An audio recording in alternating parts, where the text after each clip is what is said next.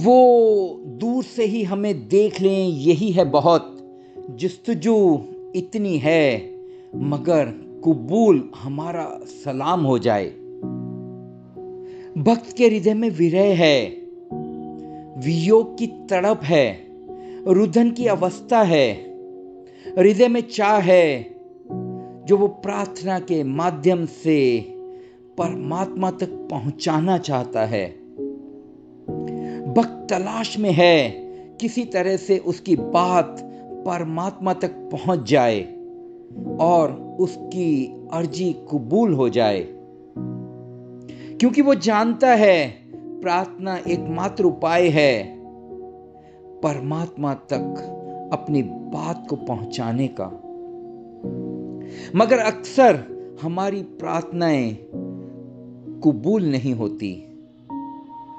ऐसा क्या कारण है कि हम जो परमात्मा से कहना चाहते हैं वो वहां तक पहुंचता नहीं? ऐसा क्यों है कि हम जो प्रार्थना करते हैं उसके बावजूद भी हम खाली हाथ लौटते हैं? प्रार्थनाएं दो प्रकार से हो सकती हैं। एक प्रार्थना तो है जो आप रटे रटाई कंठस्थ किए हुए शास्त्रों से पढ़े हुए स्तोत्रों को लेकर परमात्मा के समक्ष उपस्थित हो करते हैं। इस प्रार्थना में ना कोई भाव है, ना कोई अपनापन। ये सिर्फ बौद्धिक प्रार्थना है। और दूसरी प्रार्थना ऐसी है जो आपके हृदय से स्वतः ही निकलती हो। धन्य भागी हैं वो जो अपने इष्ट के समक्ष अपना हृदय खोल देते हैं। सच्चे अर्थों में प्रार्थना तो वही है जो आपकी अपनी मौलिक हो, आपके हृदय से तरंगित हुए उसके बोल हों। फिर चाहे उसमें व्याकरण की कमी हो, मात्राओं की भूल हो, या तो फिर ध्वनि में सुरताल भी क्यों ना हो, मगर उसके बावजूद भी ऐसी प्रार्थना परमात्मा तक जरूर पहुंच जाती है। आवाज दी है तुमने कि धड़का है दिल मेरा, कुछ खास फर्क तो नहीं दोनों सदाओं में। हृदय की प्रार्थना के लिए तो भक्त के भीतर एक प्रकार का साहस चाहिए। हृदय की प्रार्थना के लिए तो भक्त के भीतर अकृपणता के भाव चाहिए। हृदय की प्रार्थना के लिए तो भक्त के भीतर अपने परमात्मा के प्रति अगाध प्रेम चाहिए। हृदय की प्रार्थना कबूल हो, इसके लिए भक्त के हृदय में परमात्मा के चरणों में सर्वस्व समर्पित कर देने की तैयारी चाहिए। हृदय की प्रार्थना के लिए तो भक्त की भाव दशा विरह की अग्नि से जैसे कोई प्रेमी अपनी प्रेमिका से मिलन की चाह में तड़पता है, ठीक वैसी होनी चाहिए। मैंने सुना है एक गाय भैंस चराने वाला गडरिया, वो रोज सुबह होते ही अपनी गाय भैंसों को चराने के लिए दूर जंगल ले जाता। पास ही किसी तालाब में गाय भैंस नहाती। फिर वो गडरिया उनको पानी से बाहर निकाल उनकी पीठ सहलाता, दुलारता उन्हें, और ऐसे करते वक्त वो परमात्मा को याद करता कि हे परमात्मा, तुम मेरे पास आ जा, और यदि तुम मेरे पास आ गया तो मैं तुझे भी ऐसे ही तालाब में नहलाऊंगा, तेरे बदन को सहलाऊंगा। तेरे बालों में यदि कोई जुएं होंगी तो मैं उनको भी बड़े प्रेम से निकालूंगा, जिससे तुझे शीतलता महसूस होगी। बस तुम मेरे पास आ जा, बस यही मेरी प्रार्थना है। और यही प्रार्थना उसकी रोज रोज होती रहती। उसके चेहरे पर अलौकिक शांति थी, दिलो दिमाग में भोलापन, अपने आराध्य के प्रति बड़े प्रेम के स्वर उसके भीतर से निकलते थे। एक पादरी भी रोज उसी राह से निकलता और उस गडरिये को अपनी भैंसों को नहलाते हुए ऐसी बड़बड़ करते हुए सुनता। एक दिन उससे रहा नहीं गया और गया वो गडरिये के पास। कहा, ना समझ, मैं रोज तेरी बकवास सुनता हूं। क्या परमात्मा कोई गाय भैंस है जो तेरे पास आ जाएगा? और तू जुए निकालने की जो बात करता है, क्या तूने परमात्मा को समझ क्या रखा है? उसी रात पादरी को स्वप्न आया कि तूने जो गडरिये से बातें की है, तूने उसका दिल दुखाया।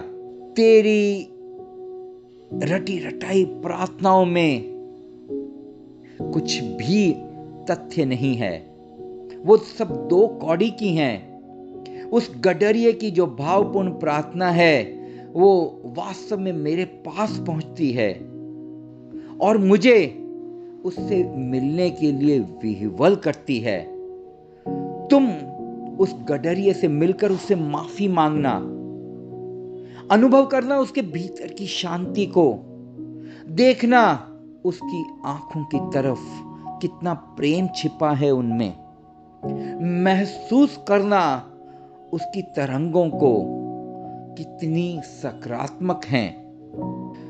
सुनते ही मुस्कुरा उठी गुलशन में हर कली।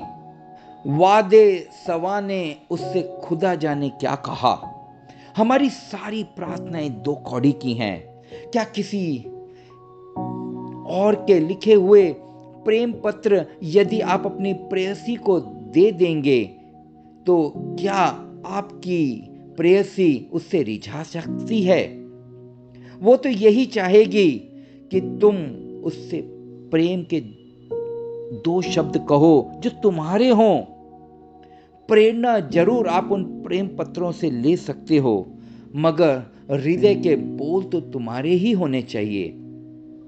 हमारी प्रार्थनाएं इसलिए नहीं पहुंचती क्योंकि हमारे भाव, हमारी वाणी और हमारी कृत्य में कोई समरसता नहीं। हम जीवन को मस्तिष्क से ज्यादा जीते हैं और प्रार्थना जैसी बहुमूल्य विधि को भी उसमें सम्मिलित कर देते हैं। हृदय से की हुई प्रार्थना तो उठने से पहले ही परमात्मा तक पहुंच जाती है। आप इसे जरा अनुभव करके तो देखें। सवाल सुनकर किसी ने जवाब तक ना दिया। तेरी गली में हर एक बेजुबान लगे हैं मुझे। जीसस से उनके शिष्यों ने एक दिन पूछा कि हम प्रार्थना कैसे करें, आप हमें यह समझाइए। जीसस अपने घुटनों पर झुक गए। उन्होंने आकाश की तरफ उठा ली आंखें और प्रार्थना में लीन हो गए। उनकी आंख से आंसू झरने लगे। जीसस को ऐसा करता देख शिष्य तो कुछ समझ ही नहीं पाए कि मामला क्या है। हमने आपको तो पूछा था कि प्रार्थना कैसे की जाए, और आप ये सब क्या कर रहे हैं? शिष्यों ने बड़ी उत्सुकता के साथ जीसस से पूछा। जीसस जब प्रार्थना से उठे तब उनके चेहरे पर जो अलौकिक आभा, उनकी आंखों में जो घुल चुकी प्रेम की नमी और हृदय में कोमलता के भाव से परिपूर्ण आह्लादक उनका व्यक्तित्व बना, उसे शिष्य देखकर दंग रह गए। जीसस ने उनसे कहा, बस मैं प्रार्थना करके बता सकता हूं। प्रार्थना के बारे में और कुछ नहीं बता पाऊंगा। रोज कहता हूं ना आऊंगा घर उसके, रोज उस कूचे में एक काम निकल आता है। हमारी प्रार्थना इसलिए कबूल नहीं होती क्योंकि हम प्रार्थना के नाम पर अपनी मांगों की सूची को लेकर परमात्मा के समक्ष उपस्थित हो जाते हैं। मेरा काम बन जाए, व्यापार में तरक्की हो जाए, बेटी की शादी के लिए थोड़ी पूंजी रकम इकट्ठी हो जाए, मेरी फला बीमारी दूर हो जाए, बस ऐसी ही फेयरिस्ट लेकर जो कि कभी समाप्त नहीं होती, हम प्रार्थना के लिए परमात्मा के समक्ष उपस्थित हो जाते हैं। कुछ 2-4 पैसे चढ़ा सोचते हैं कि हम प्रार्थना के लिए तैयार हो गए। प्रार्थना वास्तव में धन्यवाद की अभिव्यक्ति से स्वयं को भर लेने का दूसरा नाम है। आप जब परवरदिगार के सामने उपस्थित हों तब अपनी मांगों की सूची को नहीं, अन्यथा परमात्मा ने आपको जो कुछ दिया है, आपके जीवन में जो कुछ घटा है, उसके लिए आप धन्यवाद के भाव से उपस्थित हों। आपकी प्रार्थना स्वतः ही कबूल होने लगेगी बिना कहे। प्रार्थना स्थल में जब भी आप उपस्थित हों तो जूतों के साथ साथ आप अपने मस्तिष्क को भी छोड़कर यदि प्रार्थना स्थल में उपस्थित होते हैं तब वास्तव में उस समय में जो प्रार्थना होगी वो सच्ची प्रार्थना होगी। हमारी प्रार्थना 100% स्वीकार होगी और एक दिन आएगा कि बिन मांगे ही हमें सब प्राप्त होने लग जाएगा। हम सब प्राप्त होने के हकदार हो जाएंगे। उसके लिए जरूरी है कि आपके भीतर वीर्य का तूफान उठे, सघनता से उठे और फिर चमत्कार जरूर घटता है। घटा है, पूछो उनसे जो प्रार्थना का सही मतलब जाने हैं। पूछो उनसे जो हृदय के तल पर जीवन को जीते हैं। पूछो उनसे जो प्रार्थना के नाम पर सिर्फ धन्यवाद के भाव से परमात्मा के समक्ष उपस्थित होते हैं। और यही है प्रार्थना करने का सही ढंग। और जब आप ऐसे प्रार्थना को करते हैं तब वैसी प्रार्थना परमात्मा तक जरूर पहुंचती है। अब आहिस्ता से अपनी आंखें बंद कर लें। पूरे शरीर को तनाव मुक्त ढीला छोड़ दें। मनन करें कि प्रार्थना के नाम पर आप क्या करते हैं। क्या आप प्रार्थना के नाम पर मांगों की सूची लेकर परमात्मा के सामने उपस्थित होते हैं?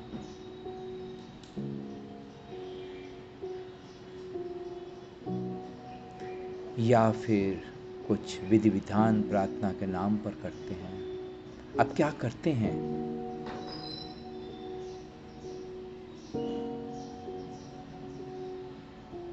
मस्तिष्क में आ रहे विचारों का अवलोकन करें, उनको देखते रहें। अगले 10 मिनट के लिए। और आप पाएंगे कि आप कितना अच्छा महसूस करेंगे। भीतर से आप साफ हो जाएंगे।